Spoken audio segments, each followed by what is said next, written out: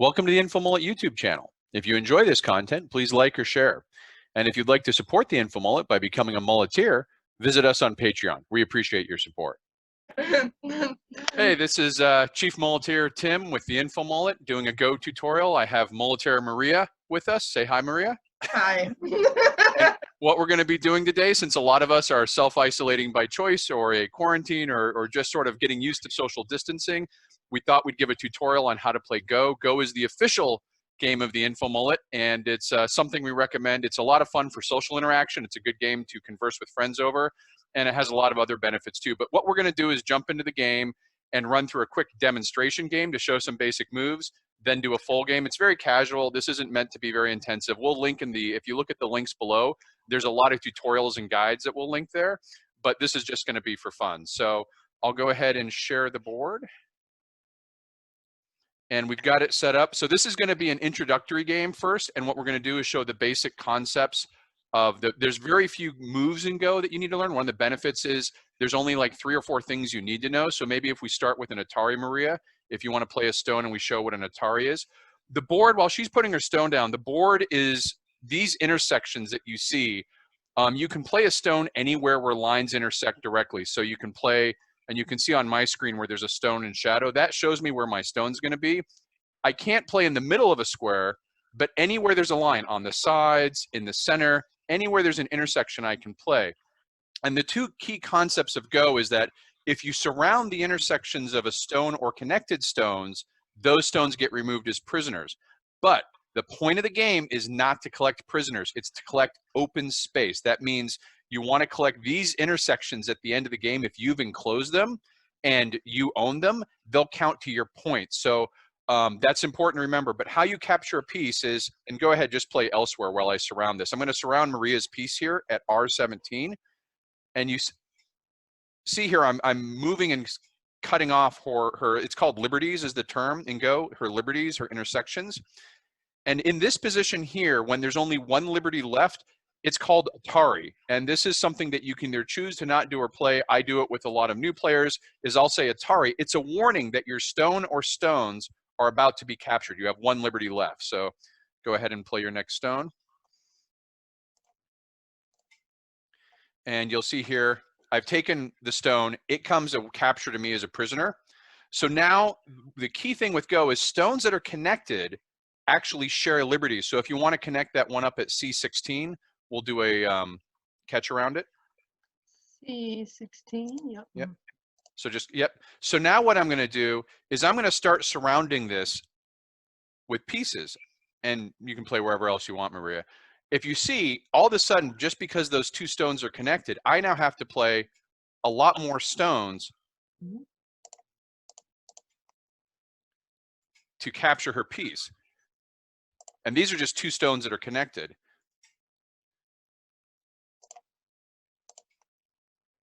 Okay, so you see I played 2, 4, 5 stones, and now she's an Atari. That's 2 more than I had to do to get her an Atari in the first case. And if she doesn't play somewhere else,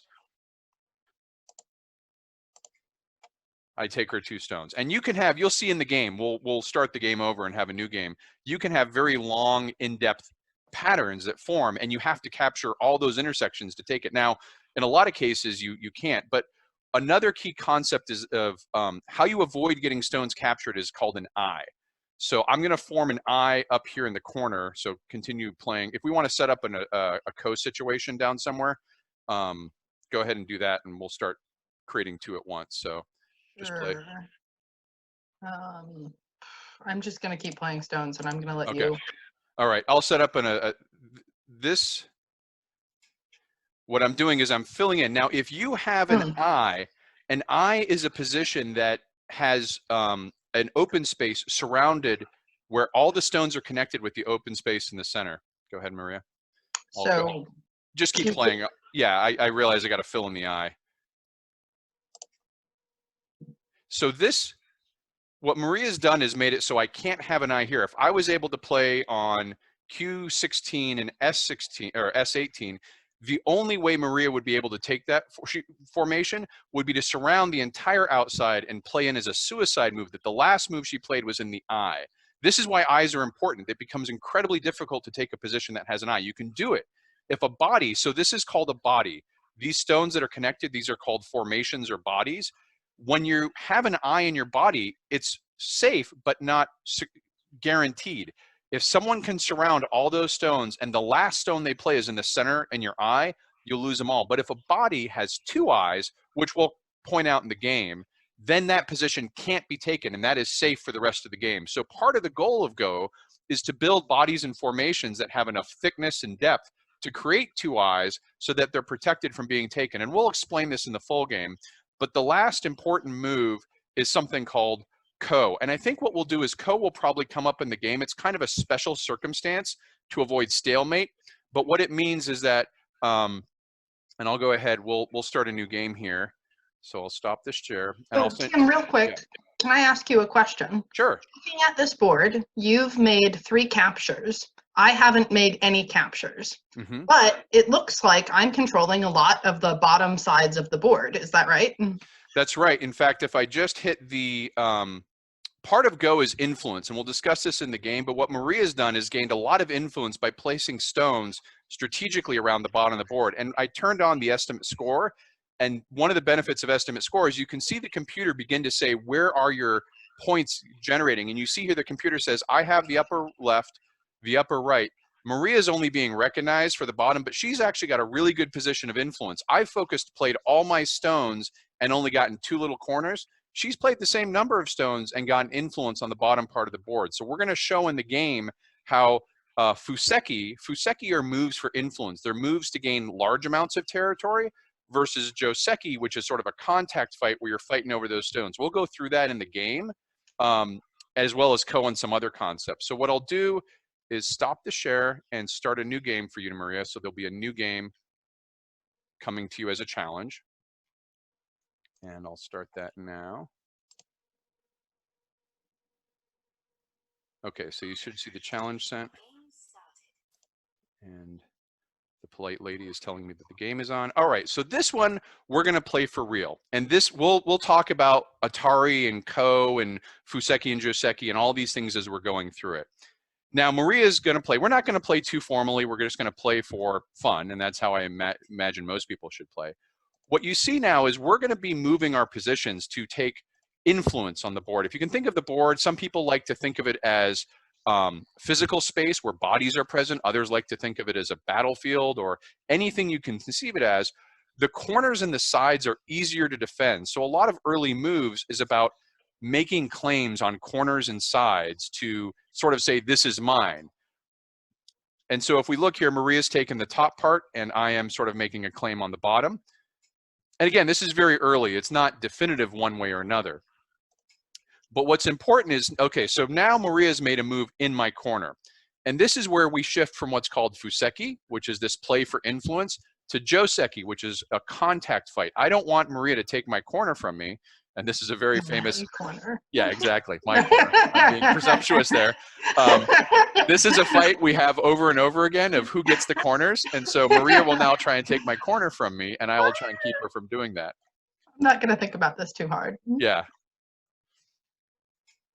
Now, there is a way, as we play this corner out, there is a way that you can adjust for different levels of skill. And it's called stone advantage. We didn't do it on this one because we wanted to show a game all the way through.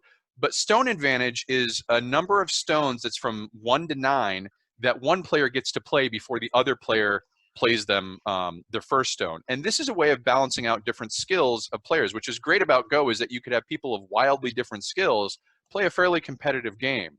If you look at on the board, you'll see these little dots where my mouse is hovering. These are the official places that you play your stone advantage. I see what you're trying to do there. I'm not going to fall for it. Wait, you're talking on the video. I can take advantage of this. Good luck. Go for it. These little dots are where you would play your stones. So there's 9 dots in a grid. And if we were playing formally, you would place your stone advantages. But what we found is in formal games, it's actually easier to learn if you place your advantage stones wherever you want, because it teaches you how to open the game. And so now we're going to get frisky. I'm going to try and go in the backfield of Maria here to, and you see now, so this is a body. So we talked about stones that are connected. This is a body that all these stones are connected. For me to take this body, I have to capture all these liberties. But remember we talked about depth and eyes? Maria does not have much depth here. She's only got a little bit of distance between her and the side. And this is why corners are powerful. There's a zone, and we may get into it more. There's a place within which you can play and have enough depth to protect, but it's too little depth that if someone comes in behind you, they'll be able to build. And I think that may be what we see here. And take your time, Maria. I want you to feel that you had a chance to adequately defend. Tim, for context right now, Tim is hurting me. Tim is taking advantage of the fact that I am both a weaker player than he is, and he coached me to do this, like, in a 30 or 45-minute game, and usually I take a little more time to think about my plays. So I think you're good here. I think you'll be able. I'm going to stop throwing stones into this corner. Well, what do you want me to? I think you're good. I think you can take this. Go ahead and yeah. See, I'm in a position now where if we count liberties, she's got 1, 2 liberties. I can't play here. If I try and play here, it's going to say suicide. That's an I. See how it says on my screen you can't play there? And I also can't play here because it's a suicide. She has 2 I's in this formation. That means this formation will survive. And she is now celebrating because she has taken the corner from me. And this is not a lot of points, but what's important about corners inside is they give you a place to build from as sort of like a safe base. So now Maria's got a really strong corner there that I can't take. And she may choose, and see how we're now playing elsewhere on the board. We're back to Fuseki. And Fuseki is where you're playing for strategy. You're looking at big areas of control. But part of the fun of the Go game is the opening. It has 3 phases: opening, mid, and end. And the opening game is this tug and pull between Fuseki and Joseki, where you're trying to establish who gets the corners, who gets the sides, are they secure or unsecure. The mid game is where you typically begin expanding into the middle and filling in, and the end game is very detailed, often more Joseki or just cleaning out. And there's all sorts of moves that you can make and certain types of Joseki. Again, in the links below, we're going to include tutorials so you can learn on your own, but a lot of times it's just learning by doing. And as it speaks to learning by doing, one thing to keep in mind with Go, if you are playing against a marginally decent Go player and you are new, you will lose a lot. I don't consider myself a very good Go player.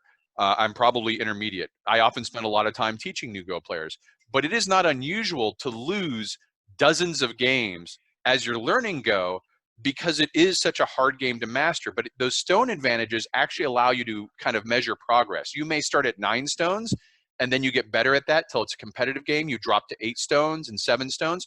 You're still losing the game, but you're actually decreasing that advantage and getting more competitive.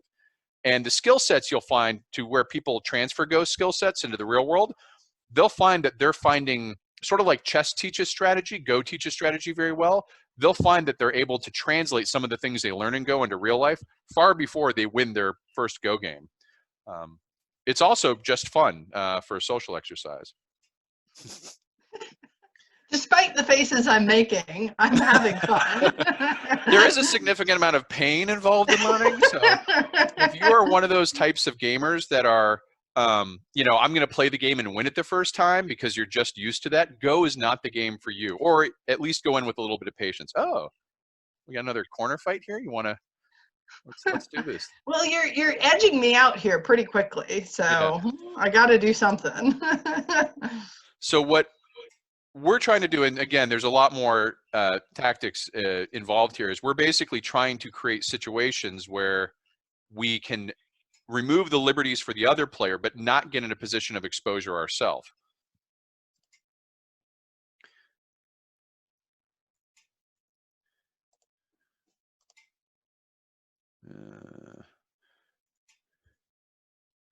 The board gets quiet.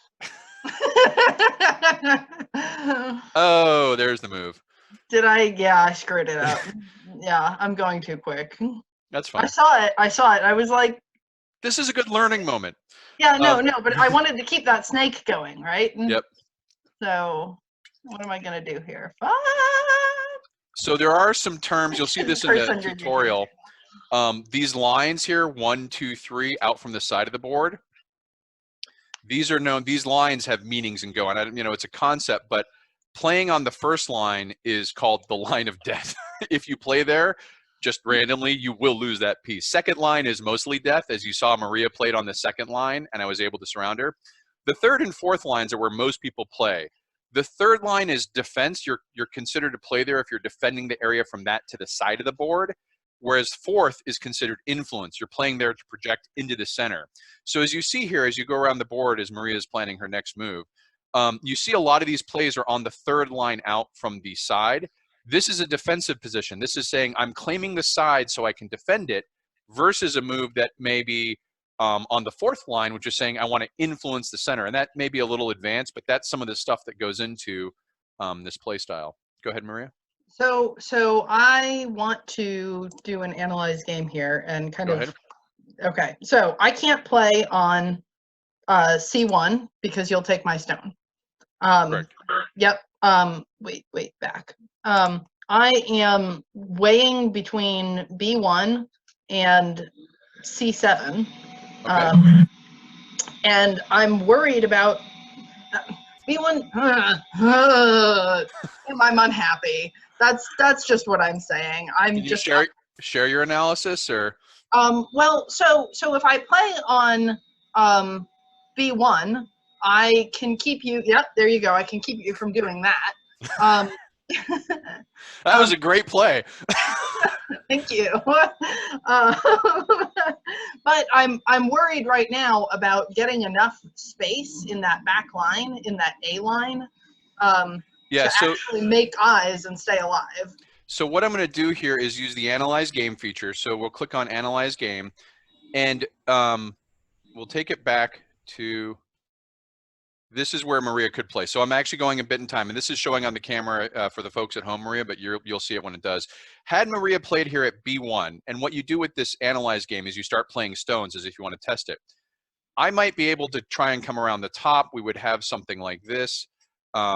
And you see in here, this is her depth. These squares here are her depth. It's not much. It's a single line. But remember, an eye on the side, you only need 3 stones to get it. So if she plays here, even if I start playing inside here, she can take it, and all of a sudden she's got 2 eyes. So I'll share this as what Maria should have done. And you can share these analyses so that your player, your friend, can see and hover over them. And you can begin to see options of what could have had, which is part of the learning effect. So we'll continue from here. We'll continue. The beatings will continue from here. Well, you could still make eyes in there. You're not done yet, unless you want to abandon that. No, I can't abandon it now. Let's see. So if I at this point I need to play on C. So here's the thing. I'm still torn. I'm trying to make enough room. But if I play on B7, you're going to hit me on A2. You need to play on B7 because that prevents me from cutting you at the top. Yep. I've cut you at the bottom. If you go on the top, and what we're talking here, a cut is where you play on that diagonal and basically cut that link. We call it a snake or a body. Had Maria not played on B7, and I'll show here in the Analyze Game, had she played, say, here, I would have cut here. All of a sudden, she is now trapped, and there's a couple moves she could have made here and maybe actually taken my stone now that I looked at it. But by playing on B7, she's ensured that even if I play up here, she has room. So I'm going to now try and come in underneath to cut her from behind, and she can stop that by playing on A3. And even now, if I try and come in from the top, she can set up by playing on A8, a defense that will mean she's probably got enough to make 2 eyes. Let's see, but this is a much weaker place than when I started. Yep. Because when I initially came into this corner, I was looking to capture a lot of this. Let's see, can I share this? Sure. It's nice to have wands. It's nice to want things. Your goal. Oh, that's a good goal. That's a very good goal. You might get. Yeah. Well, but now because I kind of flubbed that bottom bit, I'm in a tricky situation. So this is what you may have at the end of this. Yeah. You can see, and we're going, these are like John Madden, you can draw on the board. You may end up getting, you may still have a survivable position. And that part of this is, even though Maria has not been able to, and you can see here that, let's pause here. If Maria doesn't play in A5, I will play there and I will end up taking her, because if you play it out, and maybe that's good to do, is to show. Yep, he will eat my lunch. I have to play here. Yeah, so had she not played there, and I say she had played somewhere else, I played on A5, she would be able to take the stone, but look at what happens. She takes the stone and she has one eye left. I play here and I can surround this. That means this, if I can surround these intersections up here, take the whole formation. That's the danger of one eye. One eyes are not perfectly safe, but once you play and have two eyes, it's safe. Go ahead, Maria. That might be, I'm thinking of something that's a little more complicated than it needs to be. Please continue. Okay. Well, we can do complicated. Now, here's the thing. What Maria's done successfully is my corner has no depth anymore. I've got a problem in that I've got this kind of ragged formation. It's contained her, but I don't have, if she came in around behind me, she might be able to surround mine. And at the very least, she's taken some of the territory of my corner. Had she left my territory alone, all those points would have been mine, but she's filled it in with a formation I can't take, thereby denying me those points. And she is, in fact, causing me some consternation. So I'm going to return the favor and attack her towers to show what it looks like on a fence. A fence being from my perspective. You can hear her anticipation and glee.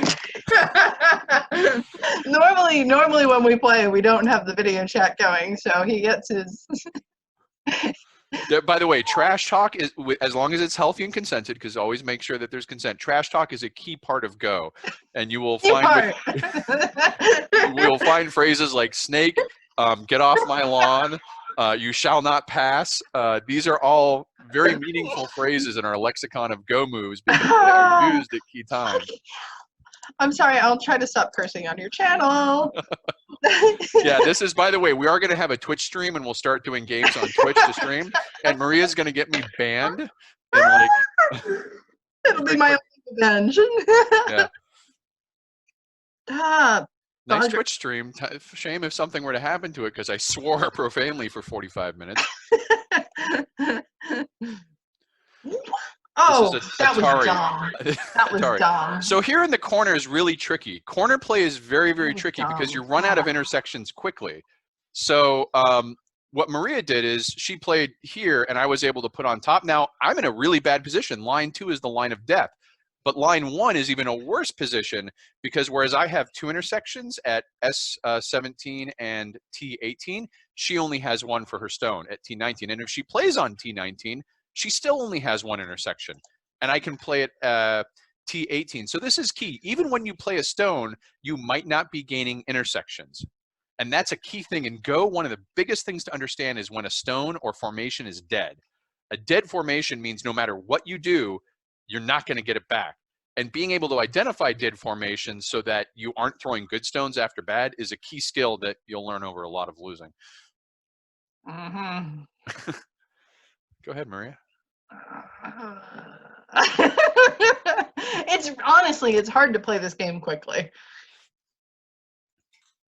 So now I've got a mini eye. It's not all connected, but I've got the start of a safer position behind her corner. She could still do stuff here either to attack me or contain me, and it looks like she's going to try and contain. So I'm going to try and make sure that I have depth enough because I'm not by any means safe here. I have to play. She's got me in Atari. See, this is a key thing that's going on here behind the scenes is something called Sente and Gote. Sente it's initiative in Go. Sente is when you play and the other player has to react to you, which I just lost a bunch of stones. I'm not even looking at the screen because if I look at it, it makes it real. Sente is when you force the other player to react to you. Gote is where they don't have to react. And who has initiative? Having Sente is good because you can determine the tempo of the game. And Maria might actually snake this out because I'm feeling like I don't have much way of depth up here. I have very little These depth. words should not be confused with the words scent or goat. Yeah, no When you scenting say and so. goating. Sente and gote, and I'm not even sure I'm pronouncing those right. So now my job is to try and save this position. And right now, I would say this is a dead formation. Looking at it, even though it's got intersections, it's hard to see where it's going. But let's play it out and see what happens. So I can try. This is how you use stones to contain. You see that Maria hasn't connected all her stones yet.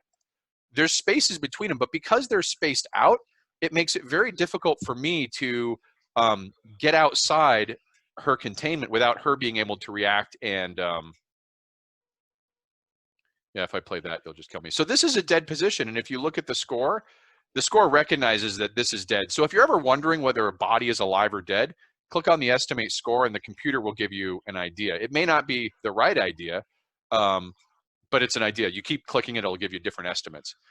But this is now, so what Maria's symboling in the universal language of Go is I have shifted from Joseki in the corner to Foseki. I admit my corner's lost. That was a good try.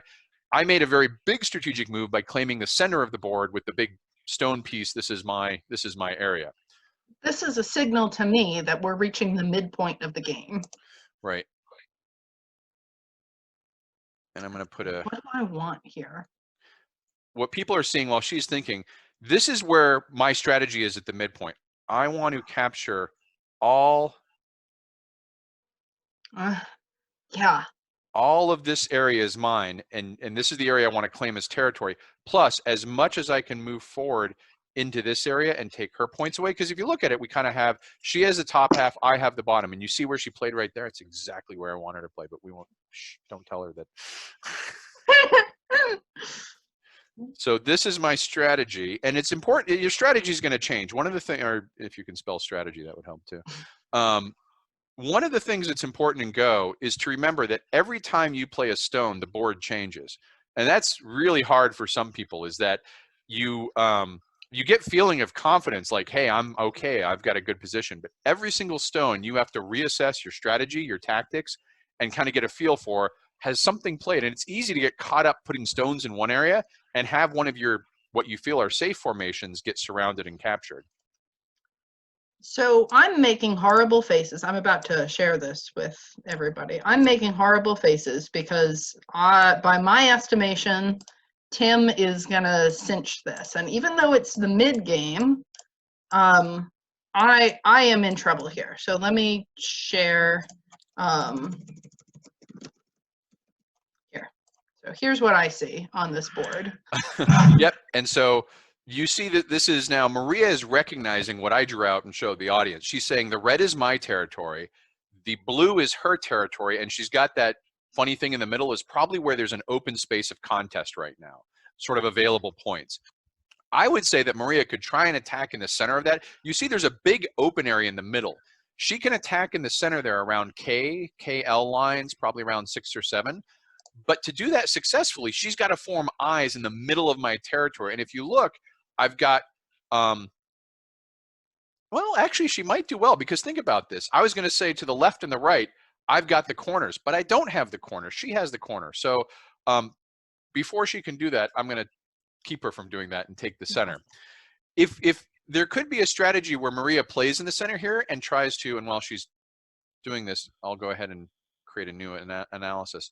If Maria had played in the center here, she could attempt to drive towards my exposed positions because she has the eyes here. She's got safe positions here. I don't have any depth yet.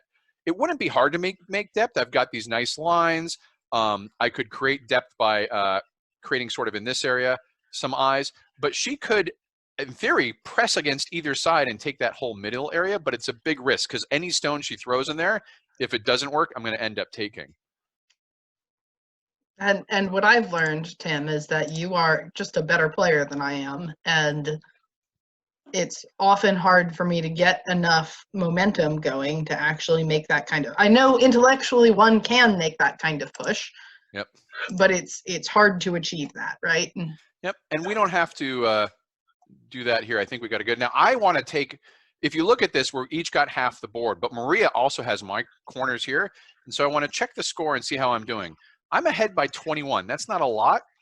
So I want to do something that takes points away from Maria. So I'm going to start moving into her area here and trying to, I'm not necessarily trying to capture this. I think she's got a good enough position, but if I can even make a salient or a bulge here that is takes some points away, just like she played corners that took away from me, I can reduce her score even more. She's going to try and cut me off.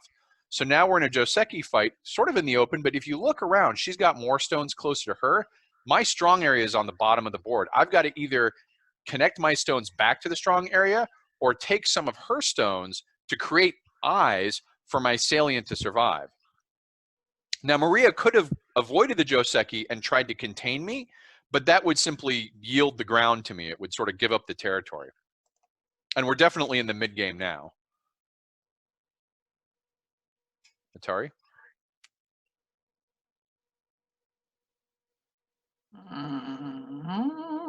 By the way, it's a courtesy to say Atari, but you don't have to. Some people get really annoyed when you say Atari all the time, so check with your other players. I think it's useful for new players, but check with your partner. So in this case, I could save my stone on H12 by playing on H11. Correct. But remember, the goal of Go is not, it's not checkers, right? It's not to save your pieces. I am thinking more about my territory that Tim wants to take away from me. So where's my analyze game? Here it is. So I am worried about all my space kind of, woo, I'm drawing some squiggly lines, but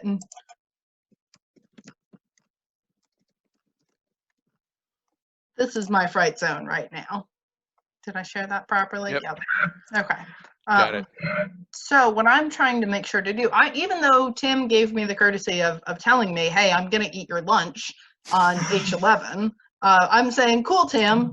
Thanks. That's real cool. That's just great. And I am going to try to play something that's going to keep him from taking my territory, even if it means ceding that particular stone to him. Yep. And you don't necessarily need to be like forthright all the time with your partners. It depends on your level of comfort. Simply by saying Atari, I could be distracting Maria from the important moves she needs to make to try and get her to play somewhere I want to play. That's perfect. It's all part of the board chatter. Now, when you're official and formal and playing Go in tournaments, they tend not to trash talk each other, and there's a real lack of Gandalf references. But when you're playing for fun, the key is to have fun.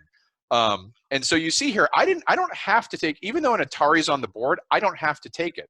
I can continue to try and create a snake here that will take more and more territory, knowing that I'm one stone away from taking it. Now, if Maria does play on H11, she might be able to connect that to the stone on K11 and create a body that cuts off this incursion from my support lines. That would be tricky because if you see on G10 and K10, I've got two ways of connecting it up, and it would be tricky, but she may be more focused on containing me at this point. Yeah. Oh God, this is painful. So this is pretty good. I could play here, but I'd be in risk of being cut and losing those stones. So what I'm going to do now is start protecting my the gains I've made. And you see this diamond formation or this diagonal. This is very common. One of the benefits of diagonal is no matter where she plays, I have one more liberty to connect. So I'm going to go ahead and take advantage of knowing that I have that benefit to take her stone and make sure that my supply lines, as it were, are strong back to my space. And so even if she starts, so she tried to cut. If I didn't play here, she could isolate that one stone and cut it off. But because it was a diagonal, I always have that second choice. Now, a key part of Go is threats. Threats on the board is something that's out there that if they play a stone creates a threat that someone has to respond to. Had Maria played a threat somewhere else, I might have had to respond to that, leaving me open to her filling in that other diagonal on the cut. And this is where the game gets really interesting with Sente and Gote. If she plays a threat and I respond to it, she has Sente. If she plays a threat and I ignore it, it wasn't a good threat or I made a mistake, which happens. So now you see I'm kind of just shoring up the space here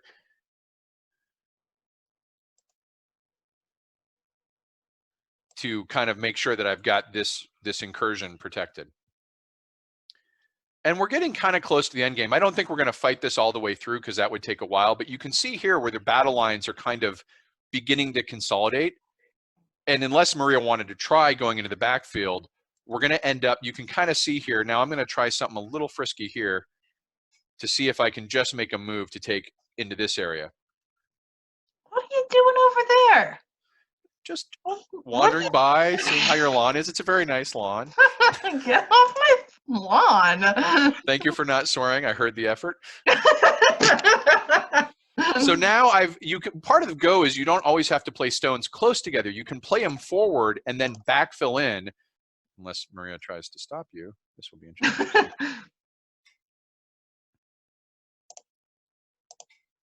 So she had, I have Sentai here. By playing there, she had to play there to prevent me from connecting. But by doing so, I've now surrounded her pieces.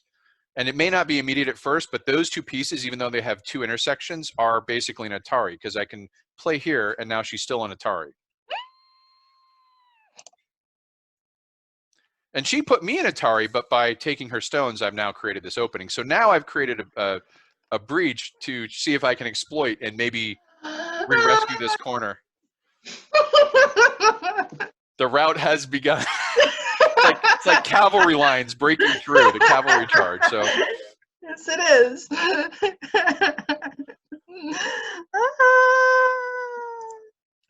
And before anyone criticizes Maria too harshly, she is one of the best players I know, and we usually have a 3-stone advantage. Oh, so she's trying to come into my area now and get some.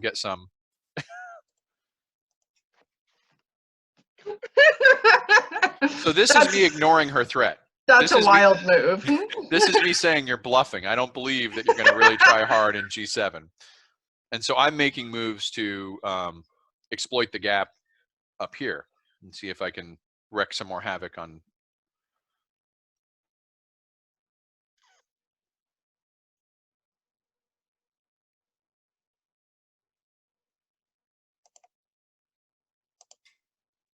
Oh, that does have to respond to, but fortunately it's an easy response. So by connecting those pieces, I turn these three into this long, all these intersections now. I see what you're trying to do. This is interesting because she also is connecting these stones to this stake. I can't take any of these stones. So anything she plays connected to this, there's no way I can take it. And she's now trying to take some of my territory away from a safe position. And by doing so, this might actually, so this is getting interesting. Let's make sure this stays interesting. Rather than attack from the center out, she's basically trying to wrap this area. Yeah, that was a mistake. Atari. She was trying to basically enclose this area here. Let me analyze while she's picking her next move. She was going to come in around like this and sort of take my territory this way, which is a good strategy.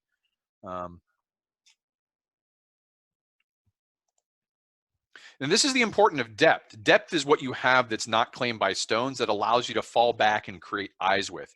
If she can enclose me tightly enough, I don't have the depth to create eyes. However, you see that I've already got one of her stones in Atari at D6. I can take that at any time, even if she plays at D5, I can take it. So there's kind of an implicit eye. And if you look down at the bottom, there are some eyes that I can make that I can connect up down in the 1 and 2 lines, A, B, C, D, E. There's eyes there. So in some ways, that formation's kind of protected, but there's no flank. What are you doing? That was dumb. I don't know why I did that.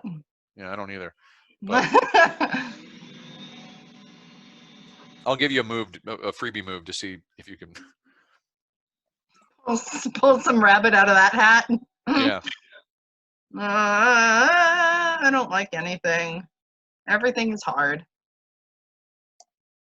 I don't know what I'm doing on this board. We're trying stuff today. We're trying stuff. It's all about having fun. By the way, she's in Atari. Oh God. Oh God. Yeah. So and she's everything still in Atari. is falling apart. The center cannot hold. Atari. Oh well, if only I had something I could do to stop that Atari. So this is what it looks like when you start to break through formations, and this is why building body and depth. Depth is your thickness of lines. Neither of us have a lot of. Well, excuse me. Excuse me. Let me be clear here. Thickness is how your stones are connected. A one line of stones like these snakes are not very thick. They've only got one line snaking through, and you can see here how under pressure those can break. Depth is the space that your body has that you can fall back on and build eyes or more thickness with. So you want to have a good position is one that is both thick and has depth. And start the jokes for thickness and depthness. It's fine. But that's one way to tell how your positions are safe. And I don't think I'll be able to do this, but I want to see if I can save this corner by encircling it from two sides. It's very unlikely I'm going to do it, especially since I just said it out loud. But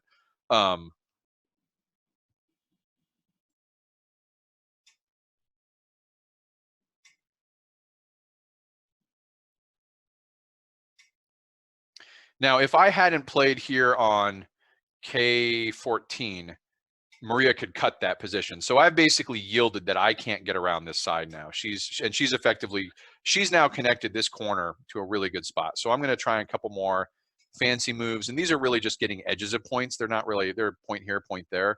It's really more defining where the edge of the territory is. But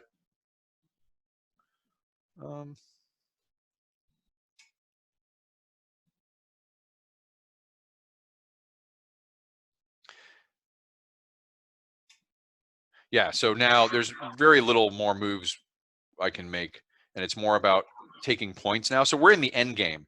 In the end game, your moves early in the game, the moves you make maybe were 30 points, 20 points. I mean, think about the moves we made on these corners and these sending moves. This is a lot of points in here, but right now we're fighting over single points, filling in the gaps, making sure we're protected, that we don't have any risks. And you'll see these sort of common plays of patterns, which is really just filling in to make sure that the line is secure. There's nowhere I can play in here to take her stones.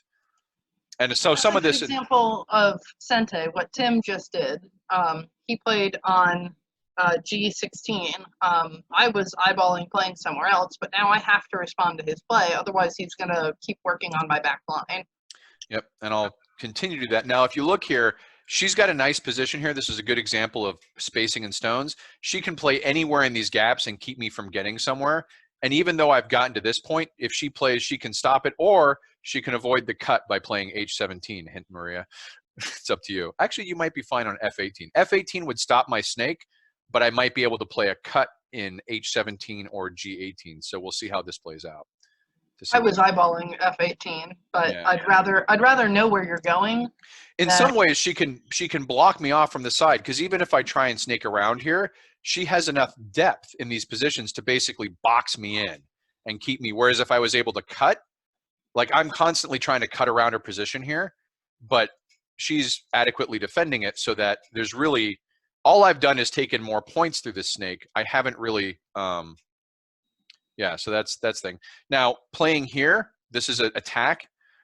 If I can take F14, I'll cut off this position from that body above it, but she protected it, and now that stone's dead. It's a throwaway stone. You do those ones every once in a while just to see if they're paying attention. She was. Rattle the bars a little bit. Yeah, wiggle the mouse, see if the screensaver's on.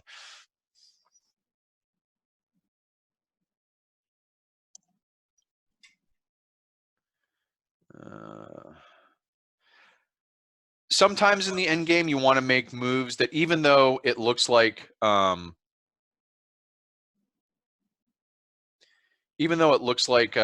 they've abandoned the stones, you can make some defensive moves, but don't make a ton. Don't throw a bunch of stones like in this open space here. I want to make sure that I'm relatively safe from what's going on with these, that Maria doesn't pull any fast ones. So I'm going to throw away some stones in here, but you don't need to fill up the space with stones just to defend it unless you're feeling uncomfortable. Because that's points you're just throwing away. When you play a stone in your territory, that's a point you lose.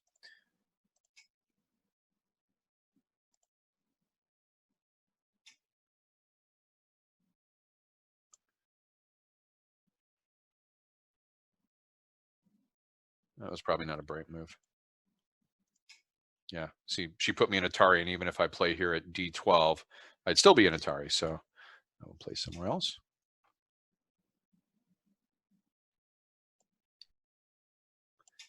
Ah, Maria did well. Good play, Maria. To show you the danger of the line of death. Why 2 is the line of death. Let's say she had played here and taken my stone on Atari, and I'll share this with you, Maria. Done. The line of death is line 2. I play here, and it looks like she's in good position because she can put me in Atari. But watch what happens. I play here, she plays here. All of a sudden, I've cut this position and made eyes. So I'll share this. That's why the second line is known as the line of death. It's a really tricky place where bad things can happen. Of course, by doing that, I put her in the position to take those stones, which isn't the end of the world, but yeah, she feels that, I feel that. It's another 2 points. Well, what this has gone from is a 20-point lead to a 50-point lead over the last several moves. Yeah, and this is where the end game is sort of, it's fighting for those last points. Good connection there.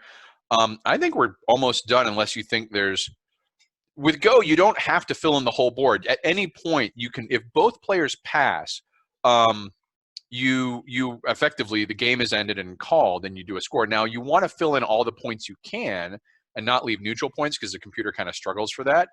But you don't have to play until every little piece is filled in. You can see here we're just exchanging neutral points. Neither of us are gaining territory from this. What we're doing is filling in the gaps. And I'm checking this, now I'm looking at the estimate score for the computer, and I'm checking to see where those gaps might be. Oh, that's a good, yeah. So let me show for the audience here. If you look on the computer, there's really, I'm not seeing any in mine that are neutral, but it would show you a neutral square as one that has no. There's one on M16. M16, let's see if I can get the computer. Every time you hit estimate score, it's going to think again. So M16 is. I see it on yours. Yep, there we go. Okay. So that is a neutral point. I play here.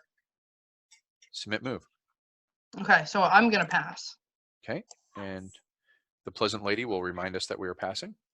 I will pass as well, and now the game will go to scoring. Now, if we were doing this in person, we'd actually arrange these stones in a pretty cool way and fill in the prisoners in the gap. And this is a key thing about prisoners is that they count against your territory. They fill in. And you see here where it says accept remove stones, and you can see here it's showing what's dead. So these black formations that Maria had put in my backfield, it's showing them with white marks on them. It's showing they're all dead. It shows my white stones with black marks on them. Those are dead. If I don't accept that, if I say, no, the computer's wrong, I can live that, I don't have to accept. I can cancel, resume the game, and then we play it out and see, is it really dead or not? But I'm pretty comfortable those are dead. Oh, look, I won. What a surprise. So the final score is up here, 136 points to 83. And that means I won by 53 points. The general rule of thumb for advantage is you take 7, you take the score difference between the two, and I think it's 7 or 5, divide it by 7 or 5, and that's the number of stones advantage that one should have. So by this number, Maria should have about 8 stone advantage, but we played really fast. Normally we play a 3 stone advantage and it's a good game, but we played this one through. Normally, these games can also take over days. You don't have to play them online or visually, or excuse me, through streaming. You can use the chat here, and we often play over several days. But so that is a Go game. Anything more on the board, Maria, before I stop the share? Okay, so the share is over. That's your tutorial of Go. What we're going to do is, as we go into social isolation and quarantine, we're going to have a Twitch channel for the InfoMullet, and we're going to encourage players, mulleteers, and just people who enjoy the InfoMullet to organize games with themselves. It's a great way of socially interacting using any video chat you have. And I see Maria dancing in the background, providing great background. And so that's it. That's Go. Well, again, look in the links for tutorials that you can use self-paced study, and we encourage everyone to play and have fun. So I'm going to stop recording. Everyone say bye-bye. Bye. Thanks. Take care. Thanks for watching the video. Hope you enjoyed it. If you'd like to follow the InfoMullet, visit us on Facebook or Twitter.